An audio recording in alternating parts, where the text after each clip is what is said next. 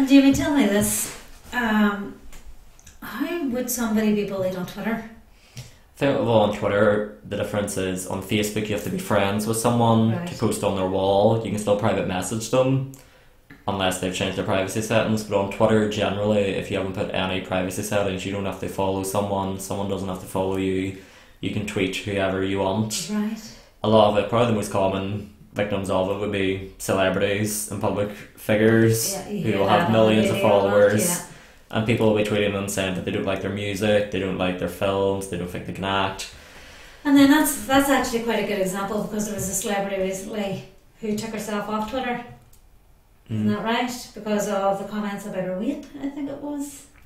I don't think I heard about that. I know there are some celebrities who don't have never had Twitter. They never went on it because they just didn't have time for all the negative backlash, who don't spend all time Googling themselves. It's obviously not just happening to I suppose everyday people, it's happening to everyone. This is having an impact everywhere, so nobody's safe from it.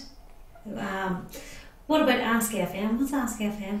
Ask FM is a site where it's set up that you can have a profile picture, and that would generally be the only bit of information you have about yourself. You probably have your name and your age, but again, you could just lie about your age.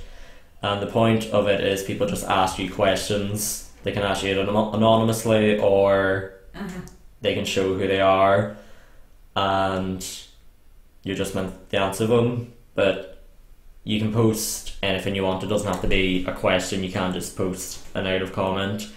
And the thing about it was loads of people were getting bullied on it because it was set up just to be this anonymous platform. Really, you would almost think it was set up for bullying purposes, because anyone who designed it should have actually been able to see how it could go wrong. Yeah.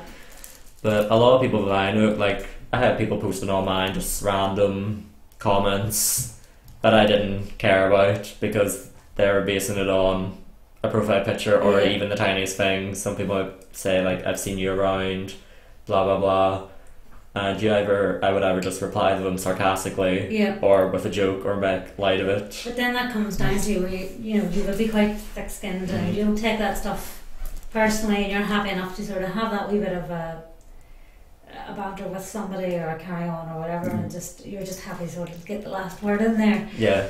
But for people that just are more vulnerable, how are we meant to stop this as a parent? How are we meant to protect our children from this? I think now it would just be educating them about it, but personally I think if you do have a child and they're under 16, even I think some social sites they shouldn't be on. I don't think anyone should really be on Ask FM because it's just a horrible site, not even very well designed to start with. And I think if you just tell them, if you want to go on this site, this will probably happen, don't do this if someone tries to say this. So it's about educating them. Do you think, are we not doing that enough?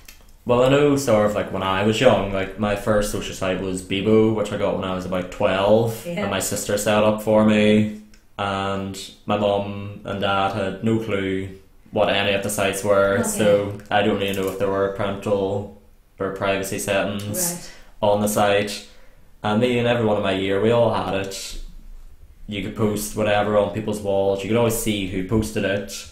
Yeah. And if anyone messaged you, you could always see who it was. But apart from that, there was no real guidelines for a parent who didn't know anything about it. And then other sites like Twitter sprang up in, I think, 2006.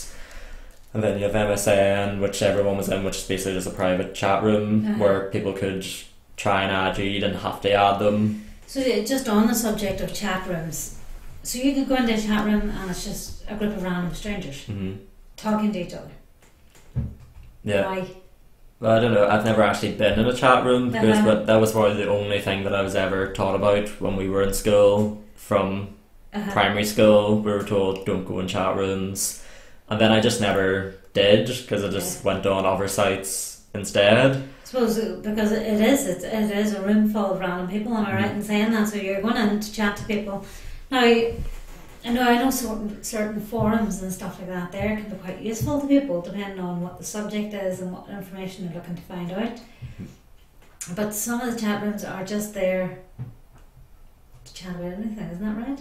Yeah, I think so. You just log in and I'm trying to get my head around this, it's It doesn't even sound like an enjoyable no, thing that's because it, you wouldn't be able to have a understand conversation. it. There would just be loads of people talking over each other. And then have you heard about Chat Roulette? Yeah, I've been on Chat Roulette and And Omegle I've been on as well. what are they? They're sort of like closed chat rooms where you will be connected to a random person over the world. There is a video option where you can sit on webcam to each other or you can just talk. And if you disconnect, you will just automatically be reconnected to another completely random person. So the point is that you'll always be jumping. So I just log in and have a video conversation with a random stranger. Yeah. Right. Okay. I don't understand how that would appeal to anybody. I think people go on it a lot. Anytime I've been on it, it's usually been in big groups. Okay. So I think you go on and you're just looking for someone a bit of a laugh or whatever, expecting someone to talk to him. And there are some videos from Chat Roulette have went viral because people put on like skits and then they're always connected to people. And the one that went viral was a man who recreated the Miley Cyrus Wrecking Ball video. Okay. So people were connected and they just saw this man swinging on an exercise ball and they all found it really funny. It was a bit of fun, but a lot of it is people get quite aggressive on it by whoever you're with, that you might just say hi and the first thing they say is to show them something. Oh, right, lovely. So they're not, they're very, you know why they're there. Yeah. That's the only reason they went on. No one knows them. What I can't understand is why do people need to put themselves at risk talking to strangers, random strangers online, when they can simply get up, go out their front door and talk to a random stranger in the street, which is probably just as unsafe.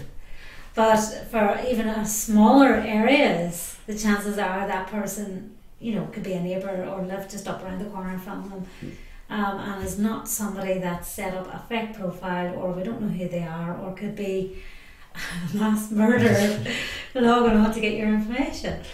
I think it's probably like they don't really care who they're talking to, but they don't want anyone to know who they are, so they can maybe do something that they wouldn't normally do in their everyday life, or say something that they wouldn't say, or so it's hiding behind the mask. It's being behind the mask of the internet, which brings us back to, if you can't do it on a face-to-face situation, then why do you feel you need to hide behind that mask? I think on things like Chat Roulette, whereas on like Facebook, where the people who are bullying, the people who are being bullied, and the people will say things to people that never would. I think the majority of people on, if you're worrying about someone talking to them, they're probably not worried about that, because they'll probably are going on for the same purpose of saying those things to someone else.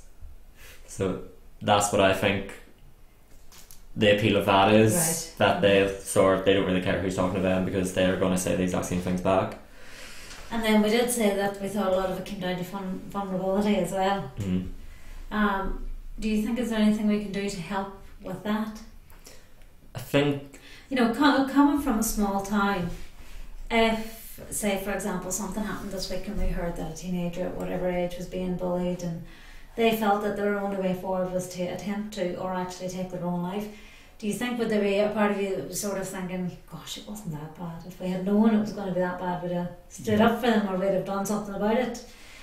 Do you think that if there was more of a community aspect in different areas for the younger generation, that they might have that to turn to, as opposed to feeling they have to go online?